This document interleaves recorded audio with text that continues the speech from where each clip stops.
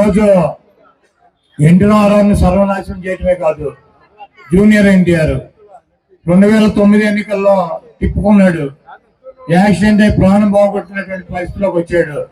అతను కొడుకు పప్పుగాడు, ఈ తుప్పుగాడు కొడుకు పప్పుగాడు ఉన్నాడు లోకేష్.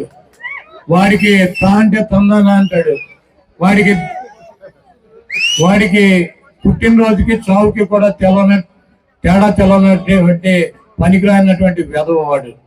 వాడిని తీసుకొచ్చి ఆ తెలుగుదేశం పార్టీకి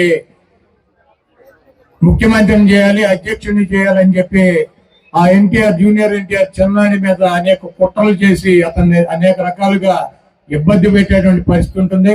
ఎన్టీ రామారావుని, పెద్ద ఎన్టీఆర్ని కానీ చిన్న ఎన్టీఆర్ని కానీ అభిమానించేటువంటి ప్రతి వ్యక్తి కూడా ఈ దొంగ, ఈ 420 గాడు అయినటువంటి చంద్రబాబుని గొయ్యి తీసి గోతులో కనుక పాతి పెట్టినట్లయితే ఆ పార్టీ రేపు ఎన్టీఆర్ చేతిలోకి వెళ్తుంది. కానీ ఈ పనికి మాలినటువంటి చంద్రబాబుని, లోకేష్ ని గెలిపించినట్లయితే ఆ ఎన్టీఆర్ ను కూడా అనాదరణ చేసి ఆ ఎన్టీఆర్ ని కూడా బయటకి గెంటి ఈ పంది కుక్కలు ఈ పార్టీని ఆక్రమించుకుని పేదల పొట్టకొట్టి వీళ్ళు సంపాదించుకుని కోటాను కోట్ల రూపాయలు సంపాదించుకుని ఈయన మద్దతుదారులు బతికేటువంటి పరిస్థితి ఉంటుంది. కాబట్టి ఎన్టీ రామారావు నిర్మాణించేటువంటి ఎన్టీఆర్ అభిమానులు కావచ్చు, రాజశేఖర రెడ్డి గారు నిర్మాణించేటువంటి రాజశేఖర రెడ్డి గారి అభిమానులు కావచ్చు, గౌతులచ్చన్న గారు చూపించినటువంటి మార్గంలో నడిచేటువంటి వ్యక్తులు కావచ్చు, డాక్టర్ బిఆర్ అంబేద్కర్ గారు చూపించినటువంటి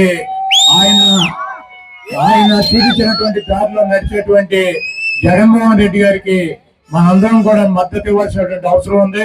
ప్రజలను నమ్ముకుని, దేవుణ్ణి నమ్ముకుని మీ ముందుకు వచ్చి నేను మంచి చేశానని చెప్పి మీరు భావిస్తే నాకు ఓటేయమని చెప్పి అడిగేటువంటి జగన్మోహన్ రెడ్డి గారిని అత్యున్నటువంటి స్థానంలో కూర్చోబెట్టి మళ్ళీ ముఖ్యమంత్రిగా చేయాలని చెప్పి మీ అమూల్యమైనటువంటి ఓటు 120 సార్లు మీకోసం అనేక బటన్లకి 2,50,000 కోట్ల రూపాయలు మీ పేద ప్రజల అకౌంట్లకు ఇచ్చినటువంటి జగన్మోహన్ రెడ్డి గారి కోసం ఒక్కసారి బూత్కెళ్ళి 2 బటన్లు నొక్కి ఫ్యాన్ గుర్తు మీద శాసనసభ్యుడిగా నన్ను, పార్లమెంటు సభ్యుడిగా వచ్చేటువంటి జగన్మోహన్ రెడ్డి గారు పంపించేటువంటి వ్యక్తిని గెలిపించాలని చెప్పి ఈ చంద్రముఖిని ఆ ఈవీఎంలోనే ఈ ఒక్కసారి కనుక బంధించినట్లయితే 2029కి ఈ రాష్ట్రానికి పట్టినటువంటి దరిద్రం వదిలిపోతుంది. ఇంకెప్పుడు కూడా మనకి జీవితంలో చంద్రబాబు అనేటువంటి ఫేస్ గానీ, ఆ పేరు గానీ, ఆ బొమ్మ గానీ కనపడకుండా అంతరించిపోతుందని చెప్పి తెలియజేస్తూ సెలవు తీసుకుంటా.